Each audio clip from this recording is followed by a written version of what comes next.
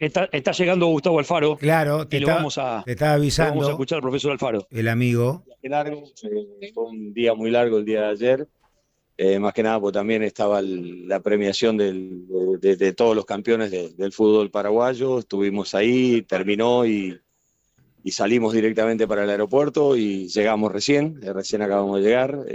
La verdad que fue una premiación muy linda, más que nada por el premio de lo que representa, es lo máximo que puede aspirar un entrenador en ese aspecto, creo, no sé si lo merezco, porque no hemos nada más que clasificado una Copa del Mundo, hubo muchos entrenadores que hicieron cosas muy importantes por Paraguay, y ojalá que uno tenga la capacidad para tomar las mejores decisiones y la lucidez para que, en definitiva, honrar esa distinción, ¿no? Pero por lo demás, con la expectativa de venir a vivir esto que ya se respira, que es el Mundial propiamente dicho, y que todo salga bien. Vos sabés que pienso un poco hacia atrás y volvió Paraguay a una Copa del Mundo, la última había sido en el 2010 con Tata, hicieron un mundial muy bueno, terminaron quedando afuera con España por muy poquito, y a vos te tocó agarrar la selección, hace una eliminatoria muy buena, pero es tu segundo mundial consecutivo. En el último te tocó enfrentarte a Bangal, a Países Bajos, y ahora vas a tener la expectativa de un nuevo sorteo. ¿Cómo llegan y qué crees que puede pasar? ¿Qué hay que evitar? La verdad, honestamente, es un privilegio estar viviendo lo que uno tiene la posibilidad de vivir, ¿no? Cuando arranqué mi carrera de entrenador hace más de 33 años, jamás imaginé que iba a estar dirigiendo una Copa del Mundo y no solamente tener la posibilidad de dirigir una, sino dirigir dos. Eso ya es absolutamente demasiado para lo que uno pretende y es un agradecido por los planteles que le ha tocado, por las respuestas que ha tenido en ese sentido. Y me pasó cuando en el sorteo del Mundial de Qatar, antes del sorteo del Mundial, nos reúnen a todos los entrenadores que íbamos a disputar o a ser parte de esa Copa del Mundo, donde se empiezan a definir un montón de cosas, ahí donde se definió el número de 26 jugadores, la cantidad de cambios, todos los que iban a ir al banco de suplente y una serie de circunstancias que pasaron. Y ahí uno miraba y decía, pucha, acá está la elite del fútbol. Y de pronto en los mundiales, porque me ha tocado vivirlos desde el lugar donde están ustedes, lo había vivido los 4 anteriores, un poco se definía el fútbol que se iba a jugar en los próximos 4 años. Y eso lo volveremos a vivir no mañana, sino pasado mañana, cuando tengamos otra vez la posibilidad de estar en una reunión con los entrenadores y tener el privilegio de estar en ese espacio, ¿no? Ahí es donde uno cae en la cuenta de la importancia no de los logros, sino del camino recorrido, que eso es en definitiva lo que más te satisface y te llena. ¿Y qué fútbol crees que se va a jugar en este mundial? Yo creo que hay, o sea, si vos analizás desde el punto de vista de la evolución de los mundiales, el 2018 empezó el trabajo de los bloques. Vos empezás a visualizar que esos bloques podían ser bajos, medios o altos, pero veías equipos que estaban comprendidos entre 40 metros y 25. Eso hizo de que de pronto la pelota parada en Rusia fuera determinante, tal es así que creo que el 64% de los goles vino por esa vía, porque no se encontraban espacios como para poder encontrarlos en ese sentido. En lo que fue el Mundial de Qatar, lo que se vio es el trabajo en amplitudes. Empezaron a generar amplitud los equipos en virtud de esos espacios que no estaban. Hoy yo lo que veo hacia donde va el fútbol es la utilización mucho de lo que significa hoy el tercer hombre, que es encontrar esos espacios entre líneas donde no hay espacios para que a través de esa generación de buen pie que se puede llegar a tener, se vayan encontrando los espacios de definición. Cuando vos te das cuenta desde dónde vienen los goles o la manera en que terminan los goles, te das cuenta que cada vez hay menos remates de media distancia, sino que las definiciones empiezan a ser de distancias más cerca. Y eso te marca la pauta desde por dónde va la concepción del fútbol, dónde va la búsqueda de la concepción del fútbol. Gustavo, Recuperaron la competitividad del fútbol paraguayo, que había tenido un lustro malo y volvió a ser competitivo. ¿Cómo te van? La verdad, yo creo, o sea, Yo lo único que hice, yo lo decía ayer, ¿no? Lo único que hice fue marcar un norte y tratar de tirar de algo que siempre había estado y siempre había tenido el fútbol paraguayo, que era su estirpe, es algo tirar a la recuperación de su ADN, la idiosincrasia del fútbol paraguayo, que yo digo clamaba en algún punto por reivindicarse. A veces el 2010, antes Martín me decía, fue la mejor participación de Paraguay en los mundiales y fue realmente fantástico lo que hizo, tal es así que estuvo muy cerquita de eliminar a España, que España termina siendo el campeón de ese mundial. Y yo lo que hice es, a veces el pasado te habla muy fuerte y muchas veces cuando el pasado, eso lo viví en Ecuador con el 2006, lo viví en Costa Rica con el 2014, me pasaba en Paraguay con el 2010, cuando las cosas no están bien, el pasado da la sensación que te grita y abruma sobre el presente.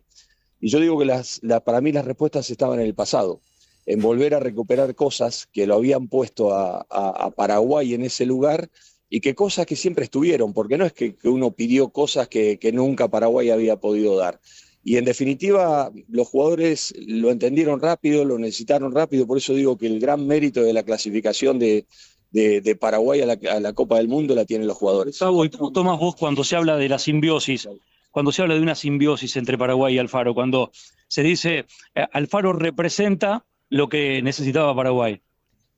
Sí, yo digo, yo trato de interpretar la idiosincrasia del lugar donde te toca trabajar.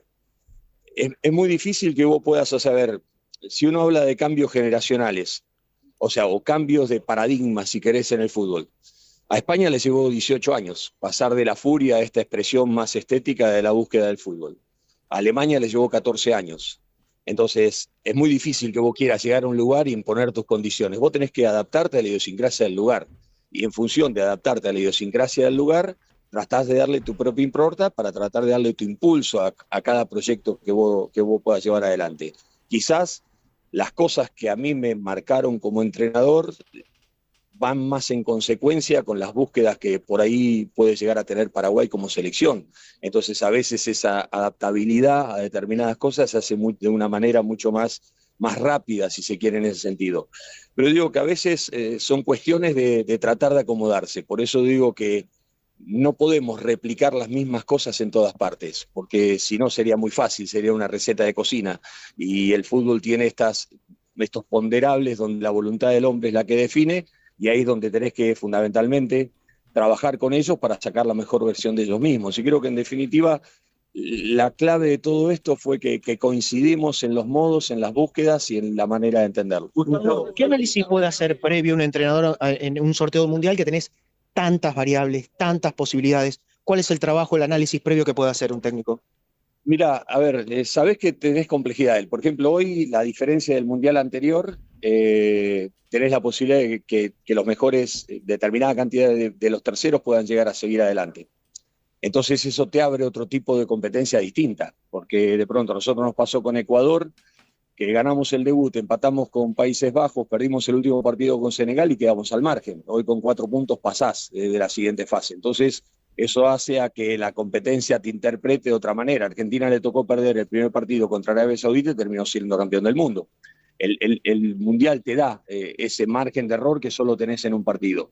Creo que la expectativa al tercer equipo que pueda llegar a clasificar, obviamente que te va a obligar a sacar puntos porque no vas a ser de los mejores terceros si no ganas ningún partido. Entonces eso abre otro tipo de expectativa competitiva, si se quiere, o de la manera de enfrentar el Mundial en ese sentido.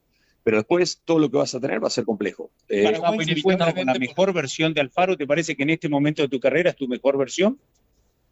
Yo me siento, no sé si mi mejor versión, yo siento que en algún punto los 4 mundiales que viví como comentarista, como analista, me sirvieron para saber las cosas que uno necesitaba tener cuando estaba de este lado, porque los tiempos son totalmente diferentes.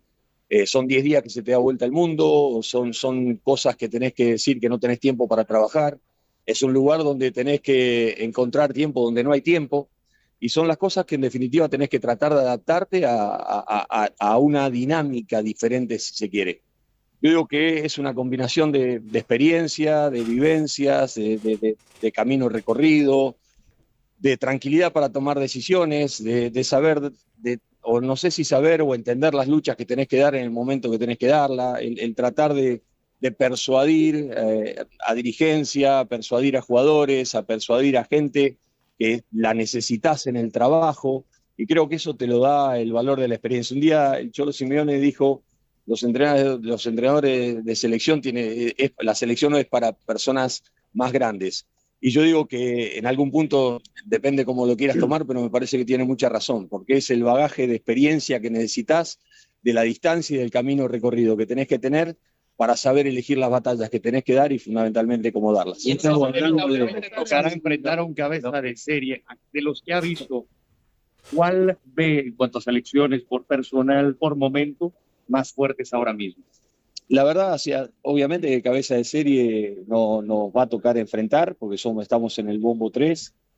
A mí personalmente no es que no quiero evitar a este, no. Yo, a mí lo único que me preocupa es que los muchachos de Paraguay lleguen bien.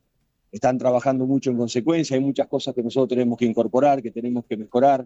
Como les decía a los muchachos, hemos hecho una eliminatoria muy buena, los muchachos pusieron el bastión muy alto en las eliminatorias, pero para mí con eso no nos alcanza. Tenemos que tener mejoras y todavía falta un tiempo importante. Entonces, hoy por hoy, lo que nosotros vamos a encontrar es una imagen. Nosotros le vamos a poner nombre a nuestros rivales y vamos a empezar a estudiar como nos van a empezar a estudiar a nosotros también. En ese sentido, insisto, más que elegir a uno en particular, es que tratemos de nosotros de llegar bien, porque si nosotros llegamos bien, sabemos que vamos a ser competitivos contra cualquier rival que nos toque enfrentar. Allí está lo más importante, Marcelo, me parece una linda conferencia de Gustavo Alfaro, explicando un poco de qué va su Paraguay, el éxito de este Paraguay, ¿no? Huguito, sí, impecable.